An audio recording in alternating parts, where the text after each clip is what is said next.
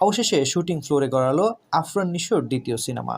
১.৫ বছর আগে সুরঙ্গ সিনেমা দিয়ে বড় পর্দায় অভিষেক হয় এই অভিনেতার। এতে তার সঙ্গী ছিলেন তমা মির্জা। সিনেমাটি ব্যবসা সফল হয়, কিন্তু তারপরও ১.৫ বছর নতুন কোনো সিনেমার শুটিং শুরু করতে পারেননি এই অভিনেতা। অনেক জল্পনা কল্পনা হচ্ছিল তাকে নিয়ে। মাঝে নতুন দুটি সিনেমায় চুক্তিবদ্ধ হওয়ার খবর দিলেও সেগুলোর ছিল না কোনো অগ্রগতি। তাই আফরান নিশোর ফেরা নিয়ে বেশ ধোঁয়াশা তৈরি হয়। অবশেষে দুই নায়িকা নিয়ে দাগি সিনেমার শুটিং শুরু করেছেন আফরান নিশো। কথা ছিল আনুষ্ঠানিক ঘোষণা দিয়েই সিনেমাটির শুটিং শুরু হবে। জটিলতার কারণে সেটি সম্ভব হয়ে ওঠেনি, তাই গোপনেই এর অ্যানাউন্সমেন্ট প্রোমোর দৃশ্য ধারণ শুরু হয়েছে বলে জানা গেছে। এটি পরিচালনা করছেন শিহাব শাহীন। তবে তিনি ছাড়া আরও একজন নায়িকা রয়েছেন এতে।